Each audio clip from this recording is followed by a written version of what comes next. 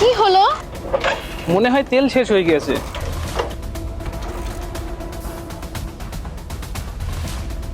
কি হয়েছে ভাই, গাড়ি থাকতে পায়ে হেঁটে যাচ্ছ কেন? আর বলিস না হাবিবুর, হঠাৎ করে বাইকে তেল শেষ হয়ে গেছে। এই কারণে তো কিপটামি করে তেল ভরতে নেই। আমি তো আমার গাড়ির ট্যাঙ্কি সব সময় ফুল রাখি।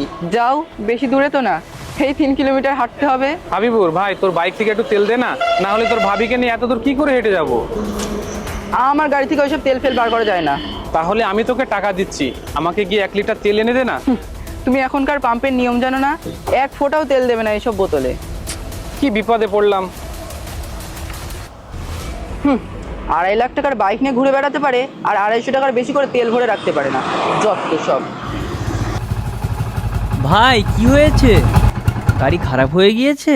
না না, গাড়ির তেল শেষ হয়ে গেছে, তাই পাম্পে নিয়ে যাচ্ছি। ভাই পাম্প তো এখান থেকে 3 কিলোমিটার দূরে, এত দূরে ভাবিকে নিয়ে 3 কিলোমিটার হোক বা 5 কিলোমিটার, তাতে আমাদের কি? তুমি তাড়াতাড়ি চলো।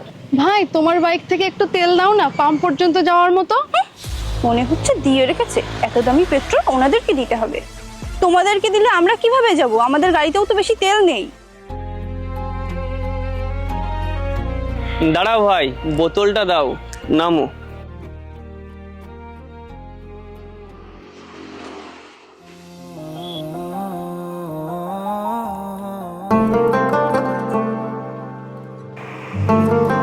দেখো, আজ যেমন বিপদে এনারা পড়েছে, হতে পারে কোনো না কোনো একদিন আমরাও একই বিপদে পড়তে পারি। তাই মানুষের সাহায্য করা উচিত, যাতে আগামীতে যদি আমরাও কোনো বিপদে পড়ি, তাহলে মানুষ আমাদের বিপদেও এগিয়ে আসবে।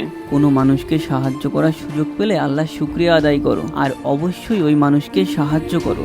এত মানুষের ভিড়ে আল্লাহ তোমাকে বেছে নিয়েছে ওই মহৎ কাজের জন্য।